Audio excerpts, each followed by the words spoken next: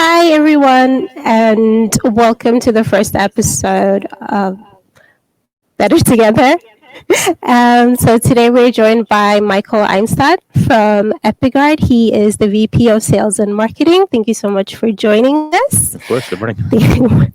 And so I'm just going to explain the platform a little bit. So on your right side, there is a comment section, so you can just leave some comments.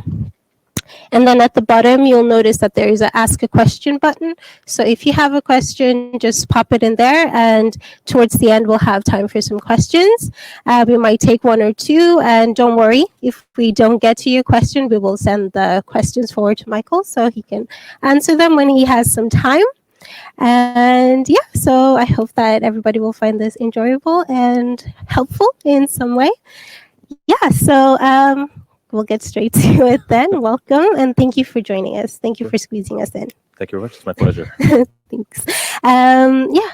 If you could just begin by telling us a little bit about EpiGuard and who you guys are and what you guys do. Yeah, I'm happy to. Kind of the origin story of EpiGuard really starts in 2014. Okay. There was I think now many people are feeling for the first time what it's like to have a contagious disease kind of around us. But of course, this isn't the first time this has happened in the world. And in 2014 in West Africa, there was an outbreak of Ebola, which took, I think in the end, about 11,000 lives. And there was quite a few people there. There were quite a few people there to help out. One of them was a doctor from Doctors Without Borders who contracted Ebola.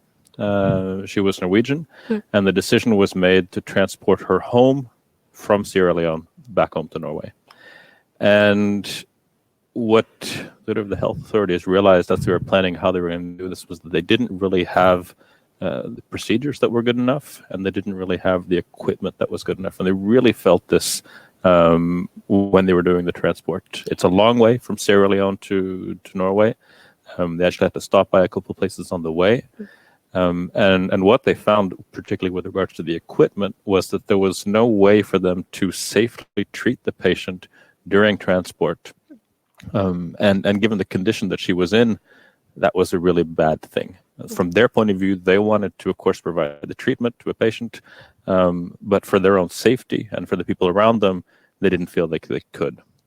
So they ended up putting her in it's kind of a soft shell type, like a little tent kind of thing. Yep.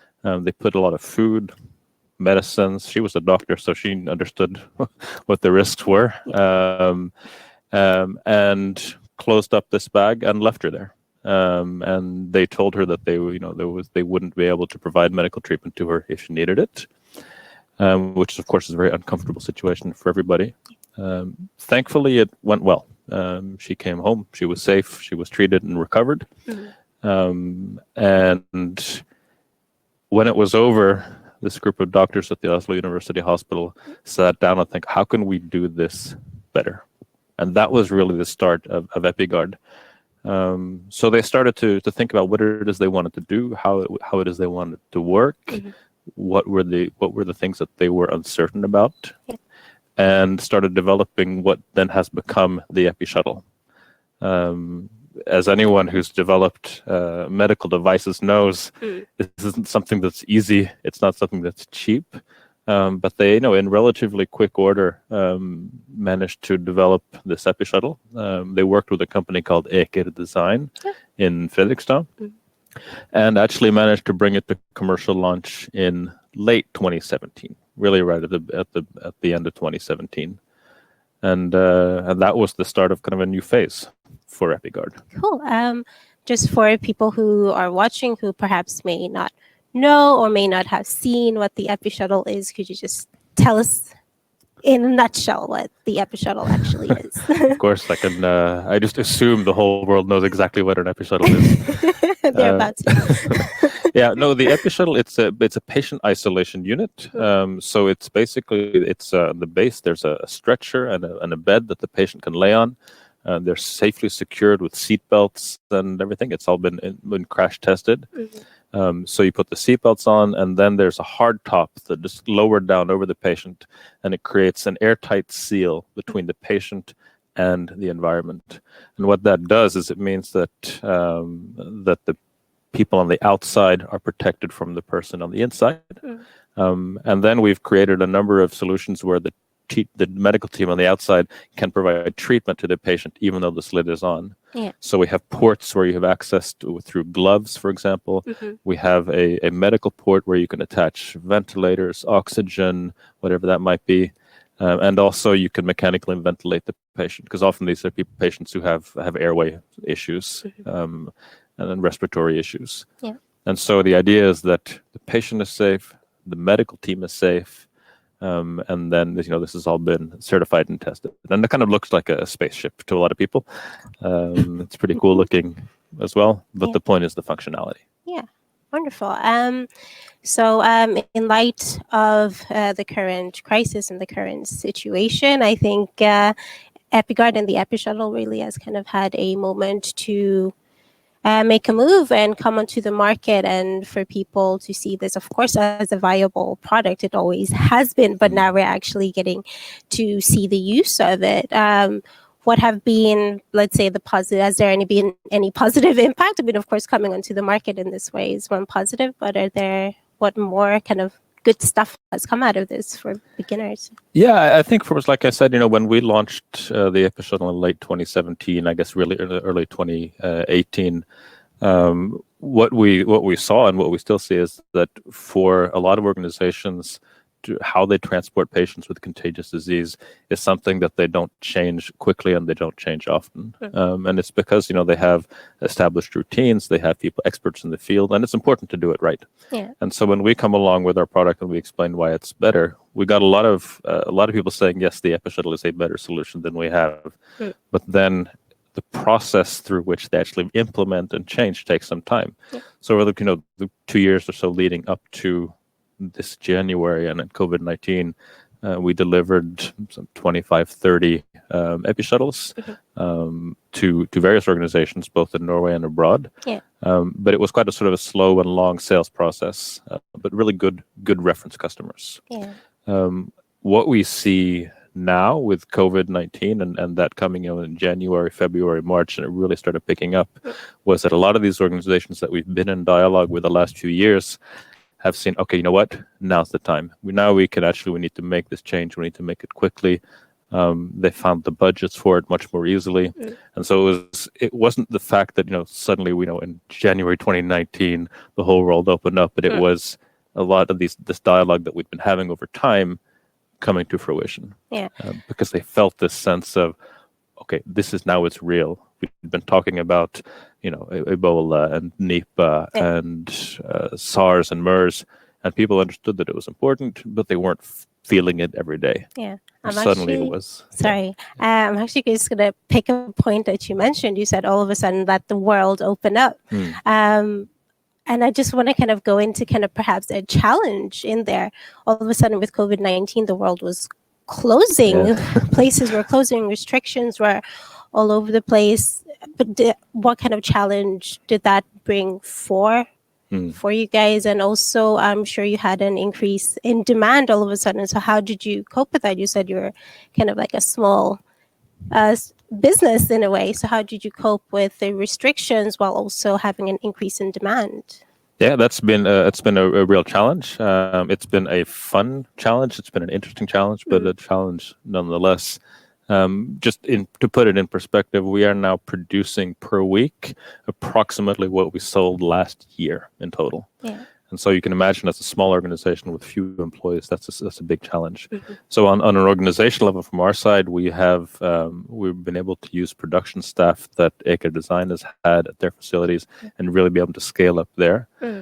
But the issue for us has been a lot with the suppliers, because our suppliers were used to producing relatively few parts, and suddenly we need a lot more. And some of these suppliers also provide equipment to other manufacturers of healthcare equipment, so they're getting pulled from all sides. In addition, we saw borders closing and factories being closed down as part of lockdowns. So, for example, in Italy, we had a manufacturer who makes some of the sheets that are used on the mattresses inside the Epishuttle.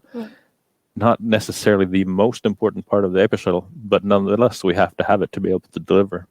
And their factory was closed. And so we managed, through cooperation with Utenriksdepartementet, the Ministry of Foreign Affairs, Norway Health Tech, and various others who have really helped us in dialogue with the authorities and with the manufacturers themselves to open up and expedite getting these things back to us.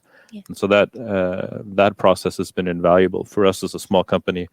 We can't open the borders and open factories in Italy by ourselves. So that's really been invaluable help. Yeah, that's really interesting that you talk about really using the network that you have and the connections that you've made along the way, because I think for a lot of people who are based in Oslo Science Park, that is something that they're also dependent on, or that's something that brings them here to kind of have those networks and to use them, how to utilize them. So I think it's a very interesting point that you bring forth, in that people, especially now and even going forward as a company, organization, or business, having it in the back of your head that, I need to use the connections and the networks that I have to really bring something into the bigger picture and really just look forward. And I think that's kind of like an interesting little segue there into my next question for you is, what does EpiGuard and the Epishuttle really see moving forward and from here? Do you see it moving forward? Yeah, it's like as we look into our crystal ball, what's going to happen. It's it's again also a challenge, an interesting one for us to try and understand, or to make some educated assumptions on what is the world going to look like for EpiGuard. Beyond the 1 or 2 or 3 week perspective that we've kind of been looking at recently, where we have to solve supplier issues there, customer requests coming and coming and coming, and sales really going through the roof. We understand and we hope that this isn't the way it's going to be moving forwards. But we need to try and say, what level are we going to plateau on, and then grow from there after this. What we see is that we actually think that there is now a political requirement to think about preparedness. Before, it has been medical people who have been concerned about what happens if this happens, what happens if that happens, how are we going to be prepared? But there hasn't been a political requirement behind that. Now you see protests on the street for people because their healthcare workers don't have PPE. And so it's really changed quite fundamentally, we think, how people think about preparedness. On a very simple level, the Epishuttle is reusable.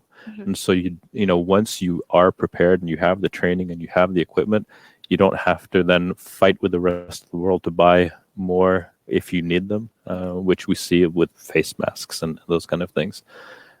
So we think that for EpiGuard and the Epishuttle, we will stabilize at a much higher level than we have been before, and are kind of scaling up to meet those demands. We are hiring people both in sales and marketing, in logistics. We're also investing in product development because we see as a company to have a single product. Of course, it's nice to be able to focus on a single product, but we need more legs to stand on moving forward. And so we have a lot of competence and skill and connections in the company, and to build on that to bring new products to the market is something that we're working on now. Super, super cool. I'm just going to check and see if we have any questions. No, it doesn't look like we have any questions, so we can just keep talking a little bit. Something that is kind of a little bit of a fun thing when I was digging a little bit about you guys and the demand that's coming in. I mean, I don't know if this was actually in specific with the demand that's coming in, but I've heard that there were perhaps some requests from the film industry who make, I guess, disaster films in a way.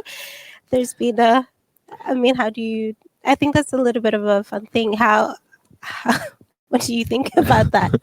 It's not. I wouldn't say it's a market that we're really going after in any full bore. But what we see is that it's an advantage to have a physical and aesthetic design on a product which is interesting. The Epishuttle, it looks, I think I mentioned it earlier, it's kind of a space age kind of look. And it's kind of cool looking. And what we've seen, and futuristic. And so, we've been at trade fairs and exhibitions and had emails from people who really have no medical interest in this, but they look at it and say, wow, that's really cool. Yeah. And they want that in their programs. Mm. So who knows? Maybe the next sci-fi movie will be full of Epishuttles. Absolutely, that'd be super cool to see. But like, I saw those guys. I saw that one live one time. Super awesome. We can see. Oh, we have a question.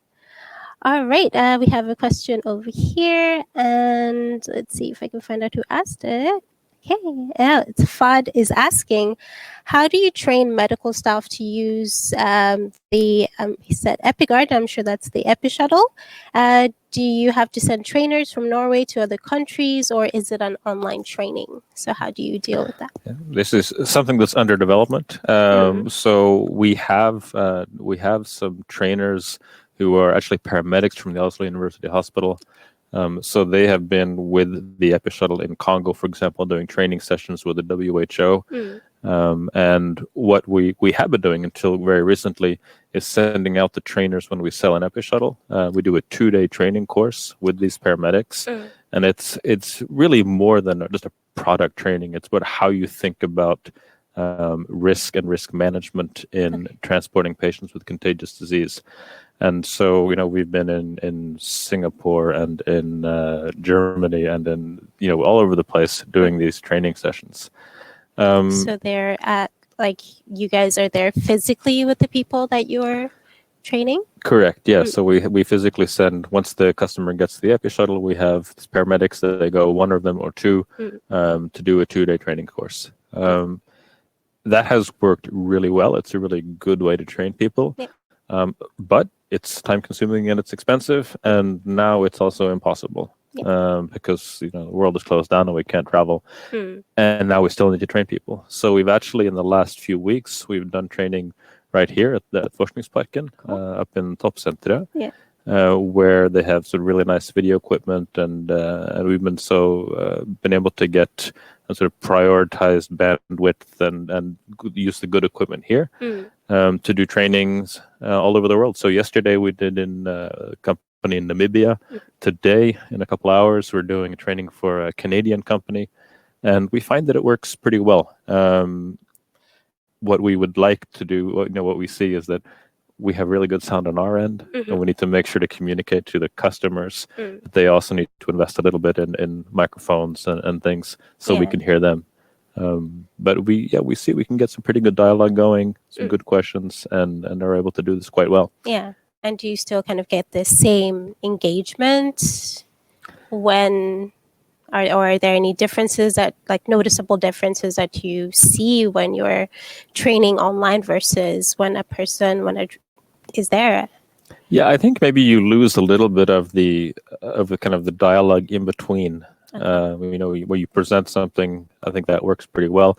But then the little questions that come in from the side are more difficult. And but that's why we've suggested that on the customer side that they also get some microphones close to people, because the way it has been, they put the laptop in the front of the room. Everybody sits in the room, and then there's an Epishuttle, and it's really hard for our trainers to hear what these people in the room are saying because the microphone's on the PC. Yeah. But that's actually, when we tell them about that, which we've learned to do, it's become quite good. Yeah, well, I think that's also, of course, in the kind of current situation and environment, kind of investing in of course, people are working from home, so that's one thing, but also just investing in equipment so that people can be able to communicate freely and in the same way that we've also been used to when we meet physically and are in a physical place and engage with each other. I think that's very cool. And it's really interesting to hear about that, because I think there are several people who might be struggling with the same and endless Zoom meetings, and you don't have almost the same facilitation in that sense. And so thank you so much for that. Yeah, of course. Yeah, we're actually kind of at the end of our 20-minute mark, and I'm going to see if there are any. Oh, there's one question. Okay. Is that okay? We can just take one more. Shoot. And this is from Kohei, and he or she is asking, what is the difference from other competitors of an isolator and an advantage of the Epishuttle compared with your competitors? Yeah, there's a number of things. The typical competitor is so-called sort of soft shell. So it's kind of like a tent, and then it's inflated, or they have some framework to keep them, but they're not particularly robust typically, so they're quite vulnerable to being torn. Yeah. Some of them leak quite a lot. Most of them are not reusable, which means that in a crisis like now, once you start using them, you quickly run out, and then you have to somehow get more. Most of them also aren't crash tested. So if you have an ambulance and you're driving and you have an accident, they'll go sliding out of this thing. The staff that uses them, the medical staff, will have to wear full PPE, which means that they're much more vulnerable to make mistakes. You lose some situational awareness, and they have to do much shorter transports because they can only work for an hour or two in this PPE. So it's really like kind of on a number of issues. For transport in planes as well, for example. You have usually to pass what's called a rapid decompression test. So if you lose cabin pressure in the plane, if you use one of these soft shells, they'll typically just kind of almost explode. It sounds a bit dramatic, but basically they will tear often, whereas the Epishuttle has gone through all that kind of testing. So I think it's a lot of it as a result of the, being CE marked as a medical device. It really forces us as an organization and in the product that we release to verify everything that we say. You have to do it. And so it takes some time and it costs some money for sure. But then now we see that it's a real advantage. To kind of, and I think it's also, of course, as you say, really important to have those safety measures and also to continually provide. I think that's kind of also something that you said in the founding story, in being able to continually provide care to the patient that's in there, but also protecting everyone around. So I think that's super cool. Yeah. Like, wow. Very impressed. It doesn't seem like we have any other questions, so I think we can definitely wrap it up. Thank you so much for taking time off your schedule and to be with us and to talk to us. And for everybody watching, if you have any other questions, just feel free to send them in. We'll collect them and then we'll send them on to Michael, and he can just answer those when he has the time to. And other than that, if you have any feedback for how you've experienced this interview talk, we'd really love to hear from you, because this is our first episode and we hope just to get better and better. And so we'd love for your feedback. Thank you guys for joining us. Have a great lunch. And for those in Forskningsparken, if you see me, come say hi. I want to get to know you all. Bye. Bye.